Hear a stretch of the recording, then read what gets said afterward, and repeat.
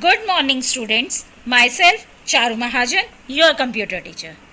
In this session, we are going to learn about e-commerce. You all have must read or listen about e-commerce in the television or the newspaper. E-commerce is very common these days. It's also known as e-business, which is a financial business transaction that occurs over an electronic network. When you give payment to someone or take payment from someone online, this is also known as the e-commerce transaction. Anyone who has a computer connected to the internet and has the means to make an online payment for the goods or the services purchased online can participate in e-commerce. There are two popular types of e-commerce: shopping and trading in stock. In this session, we are going to learn about shopping. But before that, first we just discuss about advantages of e-commerce. E-commerce is a big part of the web which enables online buying and selling. So firstly we discuss the advantages for the buyers. They have the convenience of shopping at home. They don't have to go anywhere. They can compare the price of item easily. They can watch the price of single item in different stores online, and then they can compare the price. They can read reviews of other users about the product.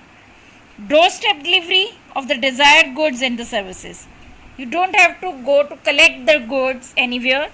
The goods are delivered at your doorstep. They can also give instant feedback. For sellers, the web offers low overhead expenses, free or low cost marketing activities. Potential buyers can be millions of the people. When we sell our thing in a shop, our customers will be of the limited area. But when we sell our thing online, the buyers can be millions of the people who are watching that website. So these are the advantages of the e-commerce. Now we discuss about the e-commerce business models. There are four basic models of e-commerce business. First, business to consumer, B2C. That means here the seller is the businessman and the buyer is the consumer. When a businessman directly sells its product to the consumer, this type of model is known as B2C. When a consumer sells his goods and a buyer is also a consumer, then it is known as consumer to consumer or C2C model of e-commerce, such as OLX. You watched that? In OLX you can sell your goods to other consumer. You are a consumer and you are again selling your products to another user. So consumer to consumer, that type of model is known as C2C. Next come business to business, B2B. When a businessman buys something from a businessman, that is known as the B2B. For example, a car manufacturing company buys tires from a tire manufacturing company for his car. That is a B2B transaction.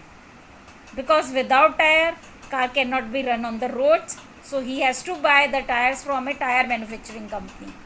These types of dealings are B2B model. Okay, next comes business to employee. When a businessman sells his product only to its employees, when a seller is businessman and the buyer is employee only, it is limited to its employees only, then this model is known as B2E. The big firms of consumer goods always gives these types of offers to their employees, such as Dabur, HCL. They give this facility to their employees that they can buy the product in lower prices directly from the company's side. That type of transactions are known as B2E, business to employee. Business to employee B2E is also known as the intra-business e-commerce. Intra-business means it's just giving to its own employees, no one else. The consumer is only its employees. Now we have discussed the four models of e-commerce. This is all for this session. In the next session, we will discuss about e-retailing and blogging. Till then, bye everyone.